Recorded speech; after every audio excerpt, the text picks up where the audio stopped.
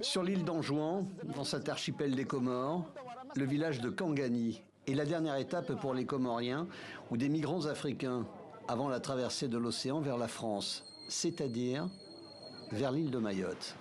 Youssouf a longtemps été un passeur, entre 400 et 500 € la traversée pour chaque personne embarquée.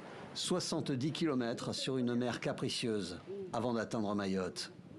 Mais les embarcations destinées aux candidats à l'exil n'ont pas bougé de cette plage depuis plusieurs jours. La première cause, des contrôles en mer plus stricts et la restriction du droit du sol. Youssouf, sur ce dernier point, est directement concerné. J'ai un enfant qui est né à Mayotte et qui est là-bas. Je voudrais que cet enfant bénéficie des avantages du droit du sol pour qu'il puisse vivre dignement. Si cette disposition est votée, le fait de naître à Mayotte ne permettrait plus aux enfants de parents étrangers d'acquérir la nationalité française, ce qui veut dire plus de titres de séjour. Nous, les Comoriens, nous vivons grâce à Mayotte, puisque Mayotte est française.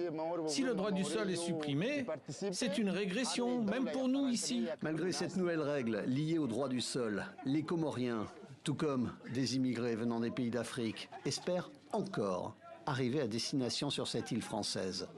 Dans la commune de Moya, toujours sur cette île d'Anjouan, la destination de Mayotte reste à ce jour un ouf de soulagement. Mayotte est devenu un lieu de soulagement pour la jeunesse comorienne. Donc nous, on ne peut pas arrêter là. Les Mahorais ne peuvent pas arrêter ça. La République française ne peut pas arrêter ça, même si Darmanin propose pas de mur dans l'océan, de fer. Mais un véritable mur administratif qui alourdit l'atmosphère ici, dans les rues des villes de cette île, au large de Mayotte. Une île dont les habitants, depuis quelques jours, ont décidé d'afficher leur inquiétude et leur colère.